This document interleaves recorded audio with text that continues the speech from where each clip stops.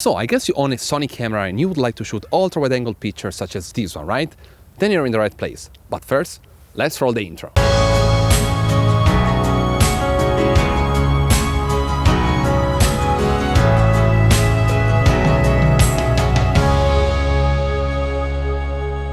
Welcome to the Sony 12-24mm lens review.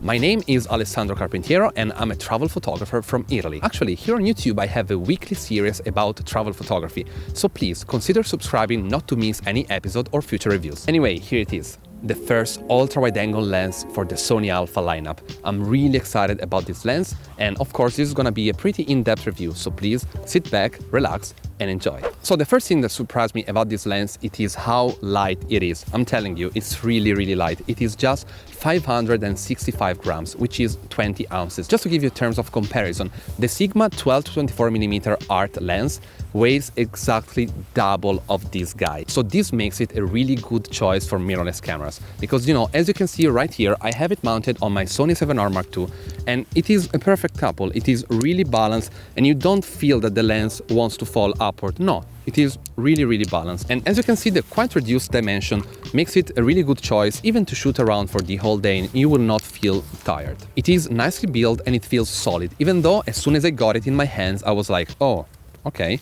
This is plastic, it's not aluminum. So, you know, I was quite surprised about this because usually you would expect an aluminum body at this price tag. But still, I really think that Sony decided to put a plastic body in order to reduce the weight of the lens. The lens looks fairly simple from the outside. As you can see, we have the integrated lens hood, then we have the focus ring, then the zoom ring, and then we have the AF/MF switch, which I really find useful. And last but not least, we have this tiny button over here, which is set already to block the focus, but of course you can reprogram it however you wish. I normally do not change it because I find it really useful, especially for recomposing shots, because, you know, you can just focus, then you press this, and then you move the lens wherever, and you shoot. Something that you cannot see but is there, it is that this lens dust and moisture resistant. Definitely something interesting to have, especially as a landscape photographer. And I'm not particularly fond of this focus ring because I feel that it's a tiny bit too loose. I do prefer having a grippier ring in order, you know, to do very little adjustments with the focus, but still,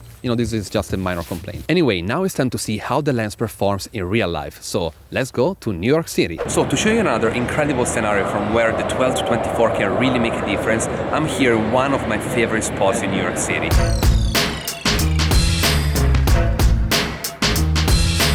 This is the Oculus, which is an incredibly huge transportation hub, and the architecture is simply gorgeous. The idea is gonna show you how much field of view you can capture at 12mm. Sadly, tripods are not allowed, so I will have to shoot handheld. I'm gonna shoot at f16 and ISO 100 because those are the settings which will allow me to shoot at about 1 second exposure.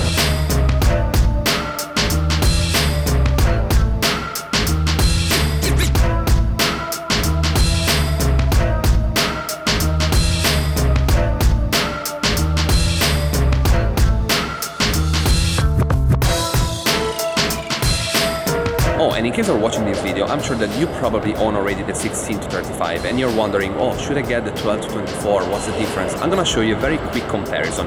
Here is the shot at 12mm and here is the shot at 16mm.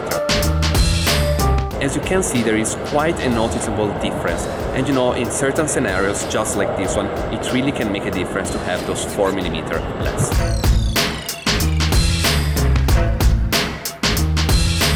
Welcome back to Italy. Now it's time to do some pixel picking.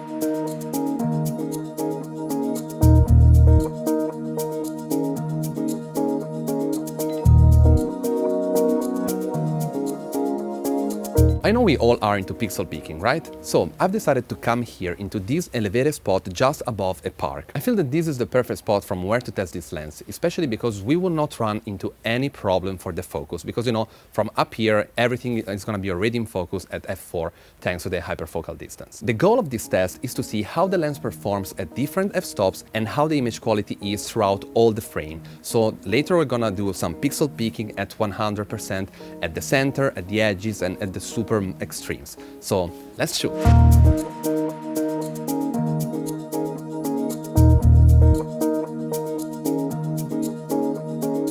Obviously, I cannot judge the image quality from this tiny little screen. So let's find a place from where to sit and open up Lightroom and Photoshop. Actually, before opening up the laptop, let's check how the sunburst of this lens is. The diaphragm is composed by 7 elements, so hopefully it should produce very nice results. Let's take a couple of shots between f11 and f22, which is gonna be obviously when the sunburst is gonna be more visible. And yeah, let's see how the result would be.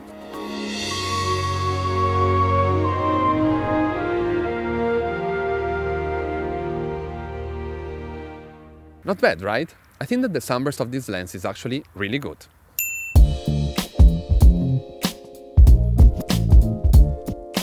So I finally made it into this pretty comfortable bench at the park where we're gonna dig into Lightroom. YouTube in fact compresses a lot the video files, so you might not be able to pick up those tiny differences that I'm about to show. So on my website you will be finding the 100% crops without any kind of compression. Here we are in Photoshop, where I have created a file with all the stock pictures that I've taken at 12mm at different f-stops.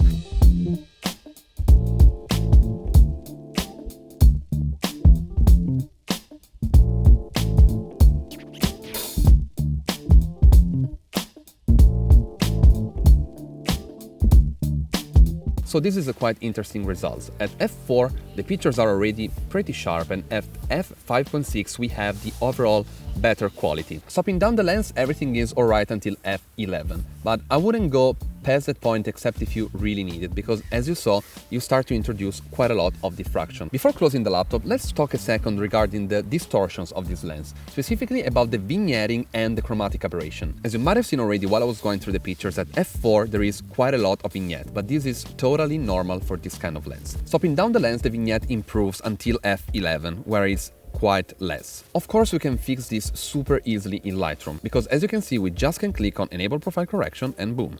Also, the distortion gets super easily corrected with the built-in lens profile of Lightroom, 100, and boom, it is fixed. And last but not least, chromatic aberration is really not noticeable in this lens at all the different f-stops, so well done Sony. So, do I recommend this lens? Yes, I do. It has a really great quality, it is light and portable, and plus it is the only ultra-wide-angle zoom native solution for Sony Alpha cameras. But the real question here is this kind of lens good for you? Because you know, this is a really extreme lens, so you must use it wisely.